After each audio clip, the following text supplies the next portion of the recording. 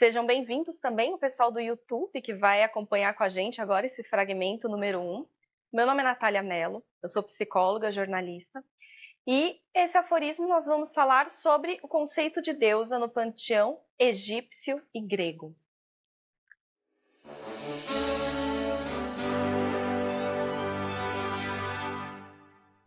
Nesse aforismo, nós vamos abordar, no primeiro fragmento, as deusas jovens do panteão egípcio, Maat e Sekhmet. No fragmento número 2, nós vamos falar sobre as deusas mães, Ísis e Hathor. Já no fragmento 3, nós vamos falar sobre Anut, uma deusa anciã do panteão egípcio também. Já no 4, nós vamos falar sobre as deusas jovens do panteão grego, a Perséfone e Atena. Já no fragmento número 5, as deusas mães do panteão grego, Hera, Deméter e Afrodite. E no fragmento número 6, a deusa anciã, Hécate.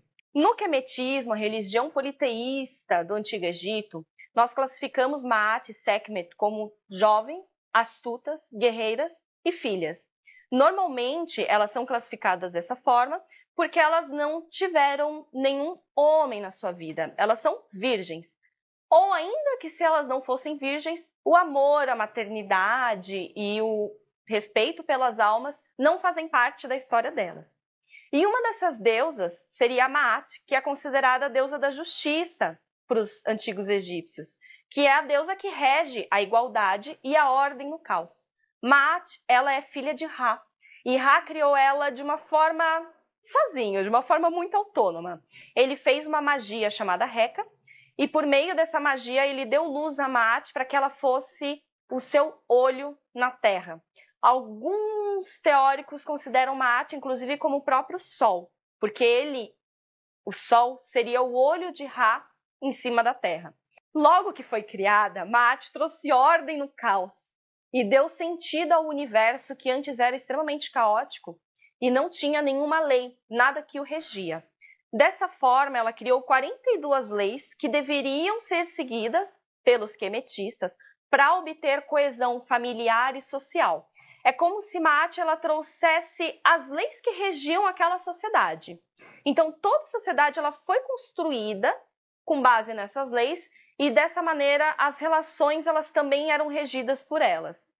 Inclusive, essas 42 leis nós conseguimos ver hoje nos antigos mandamentos da tradição judaico-cristã, que foi também utilizado como um sistema de regra e de crenças dessa religião e dessas religiões que se originaram da tradição judaico-cristã. Maat é responsável por realizar o julgamento final. Assim que um morto chega para Maat, assim que uma alma chega até ela tira uma pena que está sobre a sua testa e coloca em uma balança celestial. Ela tira a pena, coloca sobre essa balança, tira também o coração dessa alma e pesa na balança. Se o coração ele for mais leve do que a pena, essa alma pode seguir livre para o paraíso. Se for mais pesado, ele vai ter que ir para o inferno. Isso é uma maneira gentil e sutil de falar sobre uma vida após a morte, também sendo regida por regras. Caso esse coração seja mais pesado do que essa pena, ela entrega esse coração para Mut, que é o seu irmão, que tem a cabeça em formato de crocodilo. Então ele devora esse coração e assim essa alma ela fica perdida para sempre. Caso o coração seja mais leve do que a pena, essa alma segue livre para viver no paraíso. A justiça no quemetismo era retratada por essa deusa, que apesar de não ter grandes efeitos, como Ísis e Hathor, que eram grandes mães muito importantes no panteão, ela ainda assim ela é necessária porque ela garante a boa condução do universo. Ela demonstra a necessidade de ser íntegro e honesto em suas ações. Deusas jovens, normalmente, elas têm muito essa característica, como nós vimos no aforismo número 20. Caso você não tenha visto, dá uma olhadinha no último aforismo.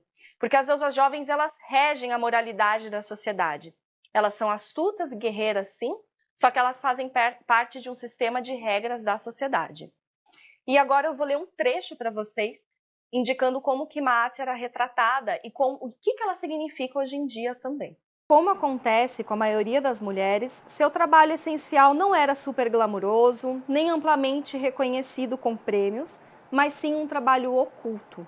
No entanto, sem ela, a sociedade teria descambado em ordem e falta de leis.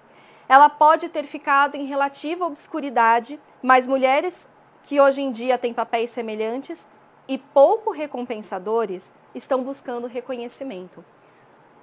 Poucas coisas são levadas a um resultado bem-sucedido pelo desejo impetuoso, mas sim, a maioria, pela consideração prévia com calma e prudência. A segunda deusa jovem é Sekhmet, que é uma das faces de Hathor. Hathor possui 3 faces para a religião quemetista. A primeira, que é a própria Hathor, que é a deusa mãe. A segunda, Sekhmet, que é essa deusa guerreira, que já já a gente vai ver. E a terceira, Bastet, que é uma deusa brincalhona, uma deusa retratada por uma gata. Não sei se vocês já viram a figura de uma gata. Os egípcios eles cultuavam muito os gatos porque consideravam animais astutos, espertos e muito protetores com seus filhotes. Sekhmet, ela é vista como uma leoa feroz e destrutiva. Enquanto Maat traz a justiça e a ordem por trás do caos, Sekhmet, ela é a própria justiça e o próprio caos dentro da ordem. Conta a lenda que Ra pediu à sua esposa Hathor que o vingasse contra a humanidade, já que a humanidade não estava mais seguindo seus preceitos e não estava mais lhe entregando oferendas como ele acreditava que merecia. Sendo assim, Hathor se transformou em uma leoa, no mesmo momento, feroz e destrutiva, e começou a se vingar. Então ela começou a destruir o corpo da humanidade, ela começou a comer todos, destruir geral. Ela trouxe o caos para essa ordem que Maat construiu com tanto carinho. Mas Ra viu que Sekhmet ficou extremamente destrutiva e implacável. Dessa forma, ele pediu gentilmente que a deusa cedesse e que parasse com toda a destruição, já que a humanidade já tinha tido seu castigo final, mas ela não parou. Justamente porque Sekhmet ela é muito impulsiva. As deusas jovens elas também podem ser muito impulsivas quando lhes são pedidas para ser. Então ela achou que não deveria parar, que a humanidade tinha que sofrer mais um pouquinho. Ra finalmente encontrou uma estratégia para parar Sekhmet, que foi colocar um balde cheio de vinho para a deusa beber ao invés do sangue da humanidade. Assim que Sekhmet viu aquele líquido vermelho, ela bebeu sem parar, ficou embriagada e voltou a ser a Ra de sempre. Sekhmet, dessa forma, seria a face destrutiva da deusa do amor. Ela é a potência e a raiva que existe em cada mulher, assim como ela também se transforma em um combustível para a ação, já que ela faz justiça com as próprias mãos. É legal a gente perceber que as deusas do amor, como Hathor e também Afrodite, elas possuem um lado muito implacável. Normalmente o amor, ele anda lado a lado com a raiva, e ele age dessa maneira por conta das paixões. Essa paixão ela se torna indestrutível. Assim como Sekhmet também seguiu a paixão por Ra de uma forma implacável. E no próximo fragmento, nós vamos ver um pouquinho mais sobre Ísis, a própria Hathor, que são as deusas mães do panteão egípcio. Se você quer continuar acompanhando os próximos aforismos e até mesmo os próximos fragmentos, nos siga e também assine o Clube de Aforismos do professor Paulo Ramires. Lá você consegue encontrar grandes temas da humanidade, como por exemplo esse que nós estamos abordando. Para isso, clique aqui no link abaixo e nos acompanhe.